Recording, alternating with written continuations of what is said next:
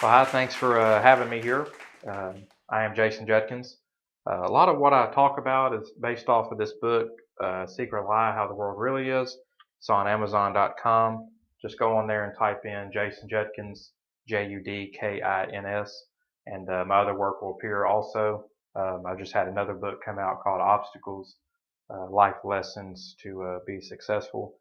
And I've also got uh, another video on there, How the World Really Is, as well on Amazon Instant Video. So today we're going to be talking about what school didn't teach you. Most of us go to school for about a quarter of our lives.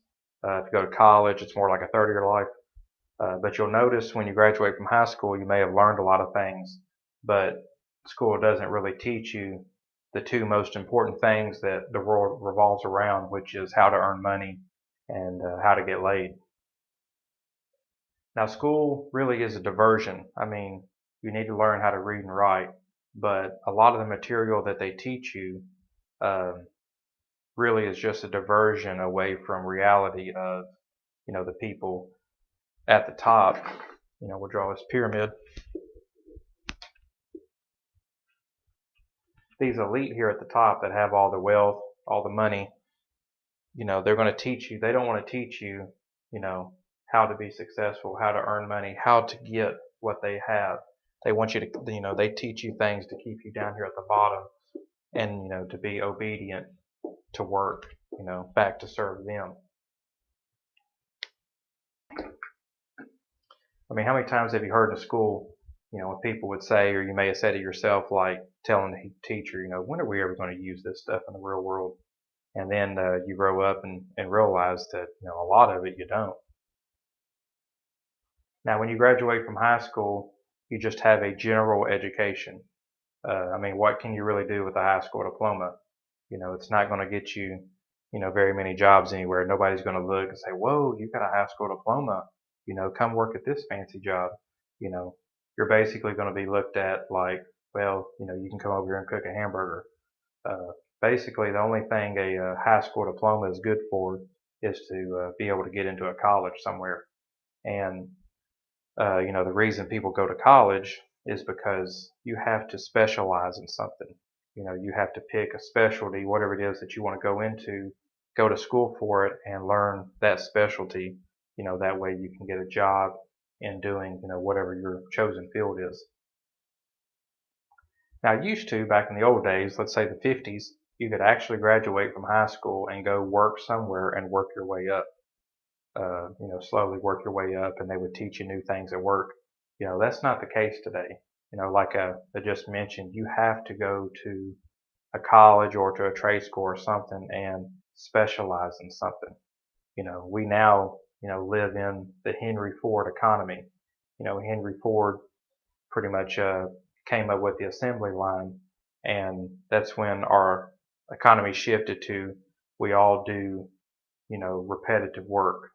We all learn how to do one thing. You learn how to do one thing, do it over and over and over and over again, to where, like I said, used to back in years ago, one person may do this task at a job and then maybe do something else and then maybe learn how to do this. But for a lot of people's jobs in today's economy, you learn one specialized thing and you do the same thing over and over and over and over and over again, until you retire, basically. On a side note, that's probably why uh, we have different ailments in society that, if someone types, their wrist hurt, or if someone physically works hard, their back hurts because, just my personal belief, I don't think the human body is meant to do the exact same thing over and over and over again. But our economy has become that way because it's the most efficient, in a dollar sense. But, I don't think the human body is made, let's say I screw bolts on all day. That's my one job. I do this all day long. Well, then you get carpal tunnel in your wrist. That's pretty much a no-brainer because, your body's not made to do this 8 hours a day, 40 hours a week for 30 to 40 years. We're made to do different things, but again, that's not reality. That's not our economy. our economy is all about efficiency and, having one person do the same thing over and over again that they specialize in. Now, when you enter the workforce, you don't have to start out at the bottom. Again, opposed to years ago, it used to be, well, you go start out at the bottom and you work your way up. Really, the way it is now is you choose your path.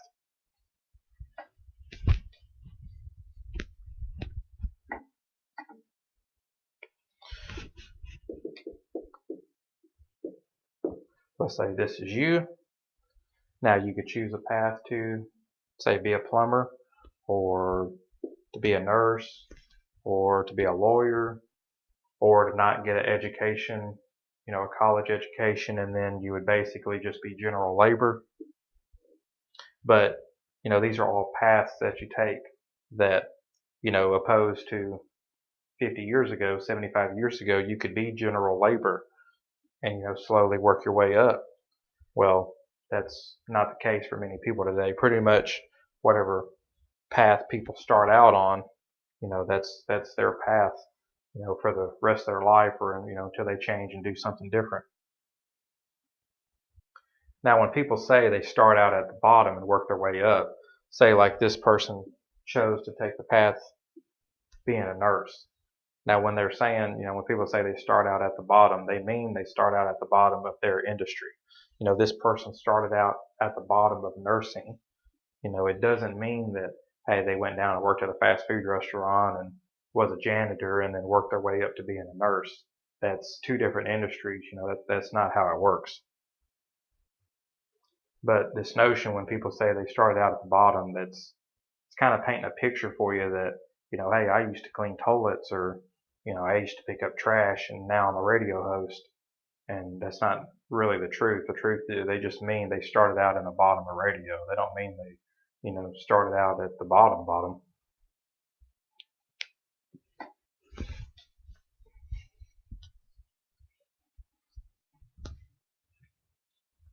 So when you get into about your junior year of high school, you really need to start deciding what you want to do with your life, what path you want to take. And I mean, you can change it at any time. I mean, you can, go back to college at any point and choose a career or choose a path. But, some people have to float around before they figure it out. But just where I'd illustrated about choosing a path, choosing a career, you really need to be thinking about that probably somewhere around about your junior year in high school. What am I going to do when I get out of high school? What career do I want? What do I want to do, and start, working towards that path, because, if you don't choose anything, well, I'm just going to go out and work and get a job. And, you could end up one of these people that just, we're going to get a summer job somewhere as general labor, and they got stuck in it, and they had to do it the rest of their life. I like talking about people that get stuck in general labor for the rest of their life, that in today's economy, seniority really doesn't mean a whole lot. That, again, opposed to 50, 75 years ago, seniority actually meant something. It actually meant that, hey, this person's been here 10 years, you've only been here 6 months, they got the upper hand on you. That's not the case so much today. Seniority, the only thing that seniority really actually counts for is if you get laid off or your vacation time. If you have a lot of seniority, you might get more vacation. And again, with the layoffs, you may get, the lower person may get laid off before you do. But as far as having any rights at work or anything, employers can care less that you've been here 10 years and this person's been here 6 months. That, if the person that's been here 6 months, if they work harder than you do, then they're going to cater to that person. And, it's where seniority doesn't matter anymore in that sense. And that's one thing with business, is that business doesn't care about really anything, as far as they're not there to make the world a better place, or to, well, this person did you wrong, so we're going to side with you. All they care about is making money. They don't care if this person's a drug addict, or if they're an alcoholic, or if they beat their wife, or they're a piece of crap, or, whatever the case may be. All they care about is if you work and is if you make them money. whatever goes on outside of that, they don't care. So the constant in life is work. That doesn't matter if you're white or black, and it does matter if you're a man or a woman, but it doesn't matter if you're come from a privileged life or whatever the case may be. The majority of all of us are going to have to work. And given that factor, that especially if you're a man, you're just going to be working. That's just how our society is. But given that factor, then, you really better choose on finding the work that you want to do or finding a better way of working, because it's going to happen. So, it's something that, you have to deal with. You just can't grow up and go through life and just say, yeah, I just really don't like working, so I'm just not going to work no more. And, you think that church is going to be sympathetic, or if anybody's going to be sympathetic to you. I mean, it's just not going to happen. You're not going to get much sympathy, especially if you're a man. Again, I mean, you'll just be left to go live on the streets, or, live a pretty miserable life, because, all these people say they're sympathetic, but, it's really, go try it and you'll see for yourself. Now, you often hear people say that I'm tired of the drama, I'm tired of the games, the mind games and all that. Well, I hate to tell you, but life is a game. I mean, you have to get up each day and put on this act, because you have to act a certain way, in society to get ahead. We're all salesmen. We all know the salesman down at the furniture store, down at the car lot, but basically no matter whatever your job is, you're a salesman. And what makes a good salesman is that you're good at lying. That, if you're selling cars or whatever it is, the person who's going to sell the most is the person who lies the best. Again, the person selling cars, they don't care if they know that this car is not right for you, or that this car is probably going to drive you into bankruptcy. You can't really afford it. A good salesman, the ones that make the money, don't care anything about the customer. They don't care about all they care about is selling cars, whatever it takes to sell a car. And, they try to come off as caring and, oh, I really care about you, but really all it is how many sales can I get? So in Salesmanship 101 is you basically sell something until it's sold, and then you unsell it. So say if you're selling a car, say if there's a rip in the dashboard or on the roof, or, this is wrong with it. You don't want to come right out and say, hey, this car, it's tore up right here. And because people, oh, well, immediately, no, I don't want it. You want to tell, this is not my advice. I'm just saying that's the way it is that a good salesman will tell the customer whatever it is they want to hear. Oh, yeah, it's the best car ever made. Yeah. Oh, yeah, they make good brakes on it. Oh, yeah, you're a fool if you don't buy this car. And, it's all psychological. The person say, hey, I want that car. And then once the salesman feels like he's got the sale sold, it's like, well, that tire's a little low. Oh, yeah, it's fine. I like low tread on tires. And, that there's a rip in that seat over there. Oh, yeah, okay.